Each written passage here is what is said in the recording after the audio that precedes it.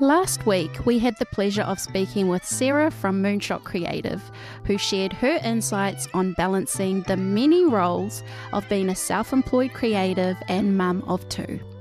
If you're considering going into business but find yourself overwhelmed with reasons not to, or feel like there's just too much going on, then this episode is for you. We hope it motivates, inspires, and encourages you to take the leap. If you missed it, don't forget to check out the Juggling Act. Before we get into our next episode, I strongly encourage you to take notes if anything you hear resonates with you. So let's get started. Welcome to Raised Women, the podcast, where we raise women up by building confidence and understanding in areas of faith, life, and the marketplace. I'm your host, Tash, and I'm so excited about the segment we're currently running, She is Wisdom, where we feature incredible women in the marketplace who share their knowledge, experiences, and wisdom to encourage all of you listening. Today, I'm thrilled to have a good friend of ours joining us, Sarah Byrne from Nectar Honey. I first met Sarah through my husband when we had just met, and over the years that connection has blossomed into a meaningful friendship. From the moment I met her, I was struck by her warmth, friendliness, and kindness. There's a quiet wisdom in her words and a gentle approach to navigating situations that I've come to quietly admire. Not only is Sarah a dedicated businesswoman along with her husband James, where they run a growing, successful business called Nectar Honey, but she's also a wonderful new mum to Asher, a leader in her workspace, and a woman who carries a strong sense of responsibility when it comes to kingdom purpose.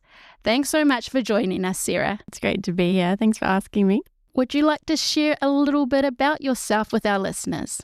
Sure. So as Tash said, I'm newly a mum is probably my newest title to Asher, who is 14 months now. I also work at Royal Perth Hospital. I'm the patient experience manager there. So basically adding the human to healthcare is the way I summarize that, but also practically dealing with a lot of feedback, but ultimately really purposeful work in that space as well.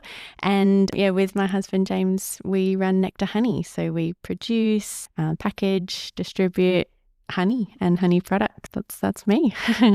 How would you say these roles have sort of shaped who you are currently today?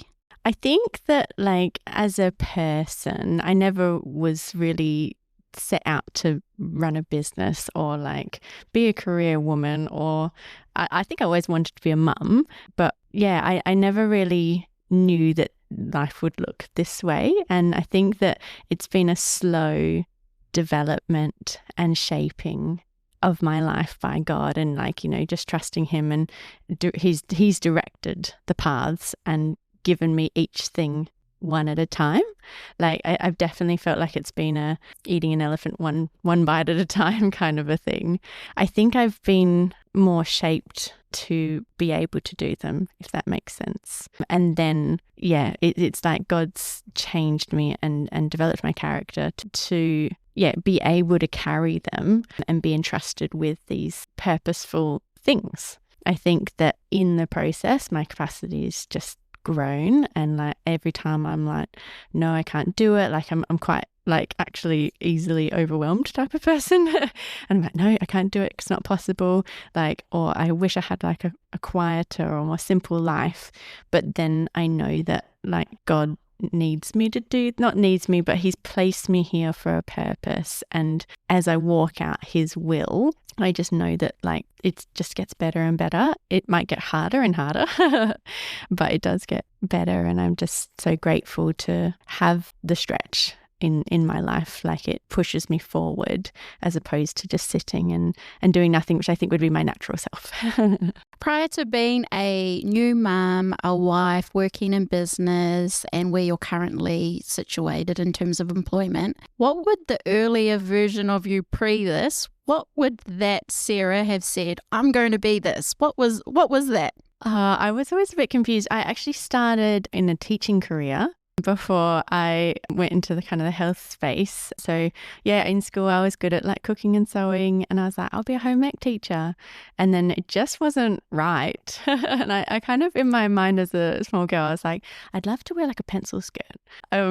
So yeah, I didn't really know. And it's definitely been like, I literally go, people are like, oh, what's your next step like in your career? And I'm like, oh, I don't know, like whatever door opens really.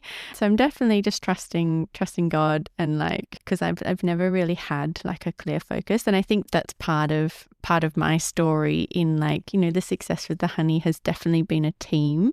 Like me and James, we work together as a team, and because he is a bit more like knows the next step, and I'm like, right, yep, let's just trust and let's like work hard and we'll get there. So yeah. So that's definitely growth in itself, going from the pencil skirt to everything you're currently holding in your hands now. Yeah, I know that like country girl, like life was simple growing up, so I just would never have imagined that we'd be doing all these things. And we just picked up another business. I don't know if you know. So yeah, we're in partnership on the lavender farm at Yanchep. So this season right now is definitely a stretch. Just adding another thing in and going, how is this going to look? Oh, that's so exciting. So, okay, with all of these roles, would you like to share a little bit specifically around how the honey business started? Mm-hmm. Like I said, it's definitely a team thing, but I think like my role in it has been to bring a bit of balance. My husband is very, motivated. He's very like, let's get it done today kind of a person. So he was always interested in starting a business, and he loves food. And one of our really close friends had some beehives on his property, and he was like, oh, I see the opportunity here. He's like, we could sell honey better than anyone. And so yeah, kind of developed from there, and we started like at markets. So we were doing a lot of, early Saturday mornings, working Monday to Friday, then getting in, doing the market most of Saturday, and then trying to do the branding and the marketing on the rest of the spare time around that. And it's grown really excitingly now into international markets. We're primarily like an online business for Australia, and then we're branching in, we're in Singapore in the supermarkets there, and we're branching into Middle East, Malaysia, and some other locations as well. So it's really exciting, and sometimes you look at it and you go, whoa, remember when we like were printing the labels at home and standing in front of a market store for ages people being like, why you charge that for your honey, and trying to educate and show off the amazing product that we have in Western Australia, and people not necessarily taking on board. But now it's so exciting because people are like, oh, it's so good, like I won't eat any other honey. I know I need good honey, and this is where I can get it from. So I'm so excited for you both, for your family, for your business, for your brand. And I just think, wow, I didn't know this topic was even really going to be around growing and stretching, but God did. And so the very fact that you're saying the things that you are, that's just really encouraging. What were some of the biggest challenges you faced as your business grew? Time, I think. Just knowing how to prioritize time, and like adding like a business will consume as much time as you give it, I think. And so you have to know what's important in your life, because otherwise it will take over. And so if you can go, okay, this is what the business means to me, this is why we do business, then it's a lot easier to know how much time to put into it.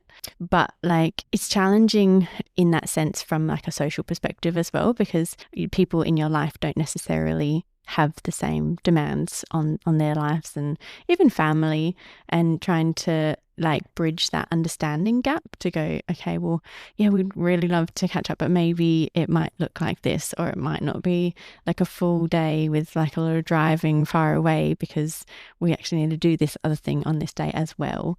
But also knowing when to like give in on the business and go, no, actually, this is more important. I need to just fully focus in on family or friends or church or work or whatever that is. And so yeah, we definitely have had moments where our time has not been healthily distributed.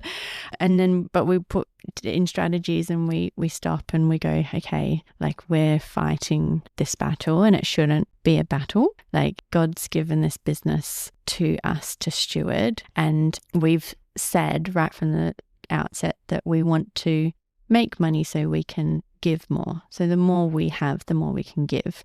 And so we're doing this for God and for his purposes. So if we're like fighting, then it means we're doing it in our own strength. And so there's been times where we've just had to go, stop, let's look at things and like do illogical things like, okay, we're going to like apply the principles of Sabbath and go, there needs to be one day in the week where we don't have the responsibilities of the business or anything really that's like weighty for us. We need to just sit and rest and be like with God and enjoy what he's given us. So that might be family time, or that might be, you know, going and seeing somewhere beautiful, or whatever that looks like. And it seems illogical because like, oh, I've got so much to do, and like the solution to that is like stopping. But yeah, I think the biggest challenge for us is just knowing where those boundaries are with time and how to prioritize using it wisely. Yeah, not sacrificing what's important, but making the sacrifices at the right time. And if a person listening to this was thinking, well, how did you know when to implement that? Was that something that you sort of knew straight away, or was that through walking through it a little bit and then thinking, oh, hang on, wait? I think it's when like you start to self-destruct a little bit. Like, and I don't mean that to sound so dramatic, but like when you're like, because it's me and my husband, so when we're starting to be like unkind to each other, or like when we're going, oh, actually, like I've spent more time with my emails this week than I have with you, or like you notice things and you're starting to maybe get annoyed, or like you're starting to get really stressed, or it just feels like it's too much. It's in those moments where it's like, hey, like we've got to change something, and then it's like communicating, like, okay, what do we need to change, and seeking God. And also I think parallel to that is like having a healthy time with God so he can speak to you and be prompting you, because when you kind of, hopefully you don't get to the self-destruct moment and you've already realized, okay, no, like this is not working, you can adjust rather than have like a big change. But sometimes you need that like wall to hit and go, oh, we got to do something different. So I think like in this season with the new business as well, like we're already feeling like, okay, feeling it out and going, oh, how is this looking? How are we going? Kind of evaluating as we go along, like, are we doing this well? And oftentimes like the solution when it's feeling like out of control a little bit is that rest and that stop. And then it just resets and it's like, hey, we can do this again. We can go again. As a mum with some hard adjustments, logistically, emotionally, that sort of helped you with balancing all the different roles that you were carrying? Some of the challenges, the no sleep. And I always thought like, oh, people just like moan, but some babies just don't sleep.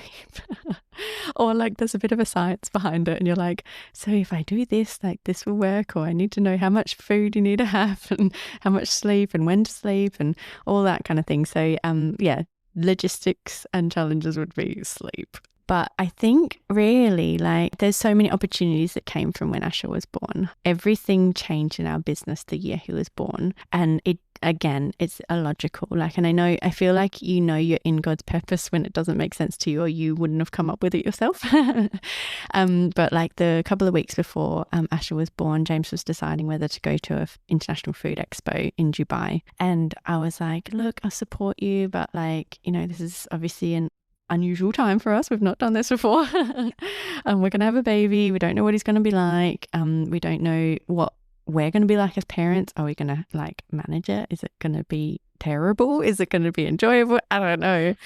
And so we kind of made a decision like, no, okay, let's just leave it, because at the time the expo, Asher would be 6 weeks old. So James was like, oh, is it the right thing to leave my wife with a 6-week-old baby? I don't know.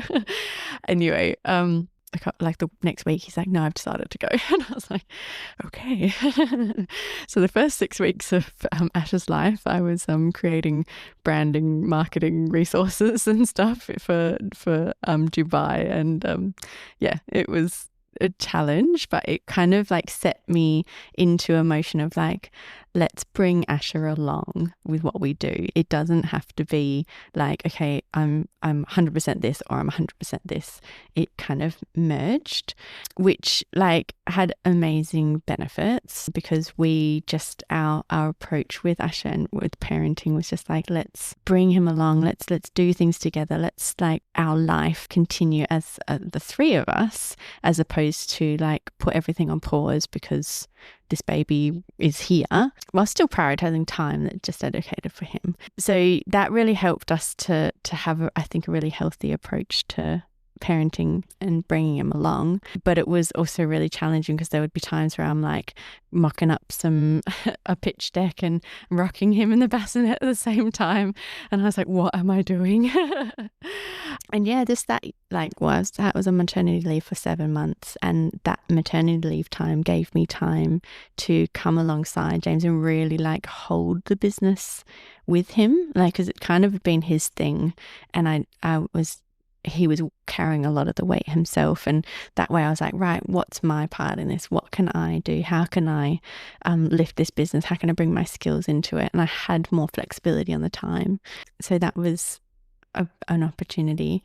I think the other thing that was a change was like, I'd always been like, right, let's achieve, let's move forward, let's get things done. And like, you can't control that when you have a newborn or a 1-year-old, or probably as he grows up it will still be the same kind of challenge, but you can't control it when it's just you can control kind of your schedule to some extent. But when there's another person that's dictating things, needing things from you, you have to be okay to just stop at a moment's notice and not finish something. And that was a real balance to go, okay, well, when do I need to just not do business and just focus on baby, or when do I need to try and do both, and getting that balance right and not putting too much pressure on myself to be like, right, during this nap period I need to do this. It's like, okay, what can I do within this new rhythm, and how can I do it in the best way that still puts him in the right order? Like, he's priority, he's important. The things that I'm doing is far less important than him growing and knowing he's loved and developing and everything like that.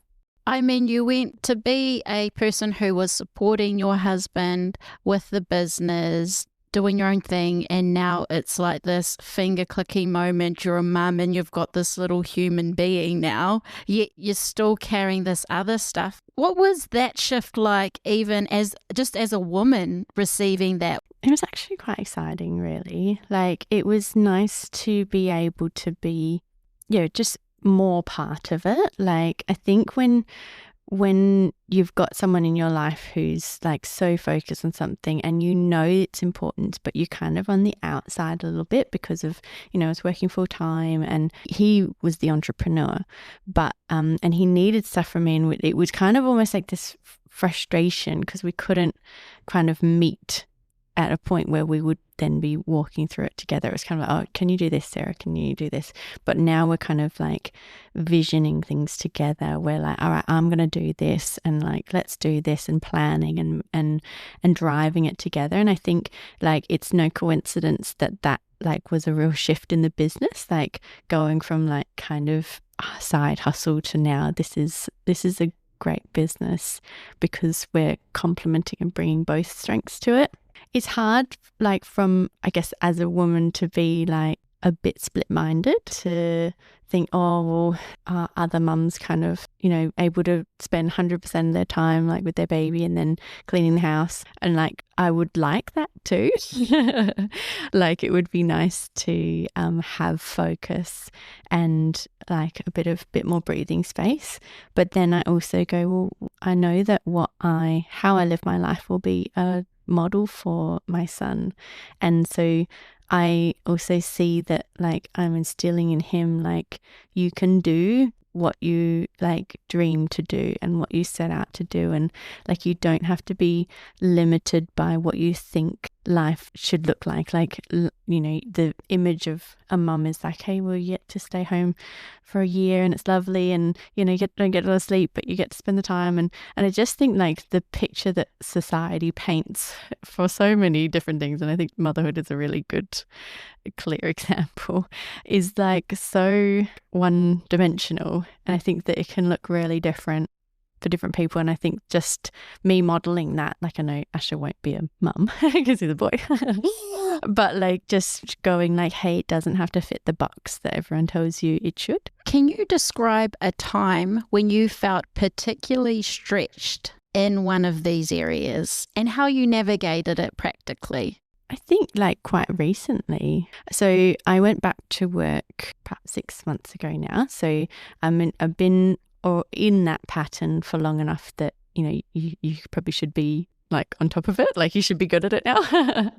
And so it's not like that you're just fresh back or anything like that. It's like you're back. You should be kind of know what you're doing. And then you've got the business side of things, and then managing Asher and his naps and stuff like that. So I think feeling like you're not doing any of it well because you're trying to do all of it. And the way I've kind of managed it is to go, okay, I need to be a bit strategic with my time. I need to go, well, what time do I have for the business? What time do I have for work? And what time can I purely focus on Asher and dedicate to him and do the things that grow him? And so, yeah, how I managed it really was, again, you just stop, you go, okay, something needs to change. And I just carved out new times. Like I was trying to do all this business stuff during Asher's naps, and they started becoming a bit irregular. And so I was like, okay, I don't have that definite time. So what time I knew I did have was on the train. So I'd work in the city. It's like a 30-minute commute. And so I was like, right, I will do some business stuff on the train because I know I'm not going to be interrupted. I know I have a 30-minute chunk. I can set a plan to go, this is the one thing I want to do. And then collectively, I have an extra 2 hours that I wasn't using before. So yeah, I think it's going like, rather than you have your moment of a bit of a pity party first and you're like, oh, this is just hard. I just don't want to do it. And then you go, right, put your big girl pants on. How can you do it? And then just being strategic and going, this is what God's entrusted me. He will equip me. What am I doing on that train time? Like, where am I doing things where I don't need to be doing? It's not a wise use of my time. And I need to make a plan, because that's how I can kind of cut through when I get that overwhelmed feeling. I need to do X and I'm at Y. What are the steps between the two to move forward? And once I have a bit of a plan, I'm like, great, let's go again. How would you say you handle pressure when it comes to growth, personally and professionally? I think I'm better at professionally than personally. I'm slow to relinquish control, I think, personally. The slower process of, I have to get to a point of humbling myself, and then I open myself up to the growth. It's only at that point where God's like, he's a gentleman, right? He will wait, and then he will be like, okay, now I can come in. Personally, it's really handling the pressure, is letting go of it. Going, oh, I can't do it. God, you need to carry me in this moment. Handling the pressure professionally, I do feel help push me forward. So I'm working part-time at the hospital, and like in some ways the shorter time I have helps me to go, right, I need to get this and this done. It can be a forward movement. With your roles, how do you specifically prioritize those? Asher and James is number one in terms of my time. I'm making sure that they get my whole focus when I'm with them. Then with the business, because I don't have any dedicated time, like I don't have a day where I'm just on the business, or like even a window of time where like I'm, off duty as a mum or as my day job. That really fits in around the rest. And yeah, it's pretty straightforward with the hospital because I know what days I'm doing. But ultimately, like where I usually start to come undone is when I'm not got my number one priority, which is my family. If I'm not spending any time with them, or I'm like fighting against it, like, I'm trying to do emails or something while Ash is playing and he's like trying to get my computer, and like, you can feel the tension, then it's like, no, I've got this out of order. I need to put this away and just trust God that it will get done. What has steadied you as you have gone through different seasons and changes that have come? Pre-career, so being a student in uni, we used to go to something called Kingdom First, which is at our church, essentially the business ministry of church. Great friend and mentor of ours, Mr. Harding, and he really taught us on embracing the challenge. And one scripture that like has seen me through personal challenges and professional challenges and just living this life that I never kind of expected is James 1. Consider it a sheer gift, friends, when tests and challenges come at you from all sides. You know that under pressure, your faith is forced into the open and shows its true colours. So don't try and get out of anything prematurely. Let it do its work so you become mature and well developed, not deficient in any way. And I think that that's just God saying straight to my heart, like, I've set this before you. I will guide you and I'll grow you where you need to grow to handle what's coming next. And like each time there's been a next thing, it's like, oh, how are we going to do that? And it's like, no, consider a sheer gift, because I know that every trial that we've had, every trial that I've experienced personally, and anything that seemed insurmountable, going through that trial grew me and changed me. And I wouldn't want to not have had that trial, because I wouldn't have wanted to just still be the person I was before it. So yeah, I think I just consider a challenge a gift to go, wow, who am I going to be on the other side of this? What's God going to reveal to me? How is my faith going to be grown and stretched? And what's the exciting thing that He's got in store on the other side of this? Wow. And what suggestions would you give to women who are navigating a season where there is a lot of growth, where there is a lot of stretch? It is a new feeling for them, especially when coming to balancing whatever it is that they're holding. I think don't try and just do it on your own. First and foremost, give it to God. He will carry it. And if it's not of Him and His purpose, He will close the door. I always have the imagery in my mind of Abraham putting Isaac on the altar. And he loved his son so much. And you might love the thing that you're carrying so much, but you have to be willing to give it over, and then God will make nations out of it. So I think first and foremost, don't do it without God. But also, if you don't do it without people as well, you're just, again, fighting a battle that you don't need to fight on your own. Businesses, I think if you looked at any business, it's never on one person, or any kind of great thing that's happened in history is not just one individual. So you have to lean on people and be a bit vulnerable, ask for help. It's amazing what people can bring to your thing that's yours. It becomes so much better when you open it up a little bit and ask for people to be part of it.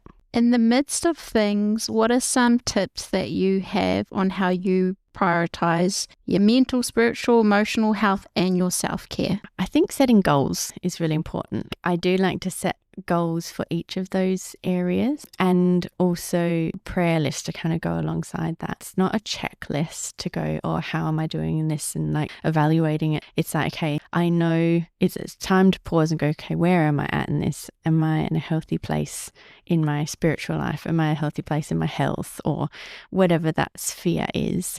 But going, okay, where do I want to be? Because if you're not got a vision for where you're going to go, you're just going to stay the same. Setting some good goals, and even if you don't reach them in that year, you can see your growth toward where you are aiming to go. What suggestions can you offer to women trying to grow their business while being a mum in particular? Being okay when it doesn't go to plan. Again, it's just a trust thing. If God's given it to you, He will equip you and He will make a way. A big practical thing for me was from early days, we always decided that, we wanted to keep going. We wanted to not just stop. And so we put in mechanisms in place had other people around us to help us. And I always was really keen for Asher not to be completely dependent on me, that he would cry if he got handed over to someone else. So I was trying to expose him to other people so that they could look after him. A big part of being able to do what we've been doing is having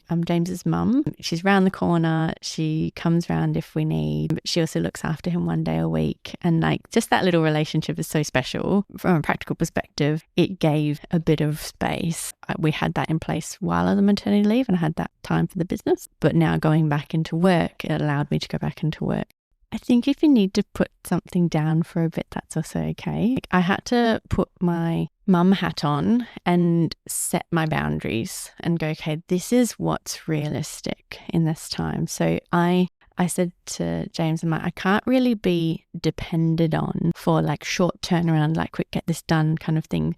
I've got to be in for like the long-term things so then I can chip away at it. So just setting that expectation for myself mostly and doing like the planning and the back end of things, and just if that's just the thinking time and going, okay, that's all I can do, and being okay with that. My experience is like the challenges are quite seasonal as well. Like this first year has gone so fast, and like it's had like 17 different seasons in it. So like you go, oh, I can't possibly do that because he's only napping for 25 minutes. But then like a couple of weeks later, he goes to an hour and a half nap. Like, okay, I can do some different things. So sometimes it's like, I just need to put this down and trust that God will keep the momentum or whatever it is that you're doing going. What have been the blessings in being a new mum, having Asher a part of this journey? Being able to work together, James and I, like that's something that we're like never thought could happen, because, you know, my career was going and is going in a certain direction that's nowhere near the way the business was heading. So just having that maternity leave to come together was awesome. As a family, because of the business, we've been able to travel. Like in Asher's first year, he had 8 flights, mostly to Singapore and back. And in that in itself, people were like, oh, how do you, what's going to be like? Or how do you know he's not going to crack it or whatever? Well, I don't know, but like it forced us to try stuff. And again, that just shows Asher like, well, we give things a go and we try, and even if it's scary, we have a bash at it. And, you know, I feel like he is already built some resilience by being in different scenarios in different countries from a young age. I'm grateful again for the test, for the trial, because out of it was like, oh, we can do that. What else can we do? And wrapping up growing and stretching, is there any other comments that you'd like to make on this particular topic? I think that God never called us to be comfortable, and in that growth and that stretch, you know He's working. If you're not feeling that growth and that stretch, are you moving forward? And maybe it's actually a really good thing. Like we think it's growing and stretching, like, oh, I don't want that. I do find that's when I'm working in my purpose, is when I feel like there's a bit of tension. And also that in that tension is when I rely on God, because when I'm comfortable, it's like, yeah, it's great. Like I might sing a worship song, but am I really worshipping in the growth and the stretch? I have to lean on Him. I don't have a choice. Wisely put. And where can people find more out about your business? nectarhoney.com.au. We're primarily online. I have all the information on there about the honeys and the amazing, unique properties that come from West Australian honey. Facebook and Instagram, Nectar Honey Australia. Thank you so much for sharing with all of us today. Thank you. Before we wrap up today's episode, I'll be tagging Nectar Honey in this particular segment. So if you would like to support a local WA-based Christian-owned business or try some delicious honey products, I highly recommend it. You won't be disappointed. As we finish up today's conversation on growth and stretching, I want to leave you with this. As you heard from Sarah's story, growth and stretching aren't bad things. We weren't designed to stay the same. We were meant to evolve. We're called to move with purpose, to adapt and reposition ourselves as we journey through different seasons, and to equip and prepare ourselves as we move forward. Growth is a natural part of life, but unfortunately we often only notice it when we feel uncomfortable, when things become unfamiliar, or when risk enters the picture. But think of it like ploughing new ground before a harvest. For something new to grow, upheaval is often required. Things need to be shaken, stirred, and turned over. While this process may not always be easy or enjoyable, it's necessary. And trust me, the you that comes out the other side will be thankful for your perseverance and persistence. Well, that's a wrap for today. Thank you for joining us as we conclude our new She is Wisdom series. Be sure to catch up on any episodes you may have missed. Don't forget to follow the podcast and stay connected with us on social media at Raised Women Podcast. Wishing you all a wonderful day, Raised Women. Stay blessed.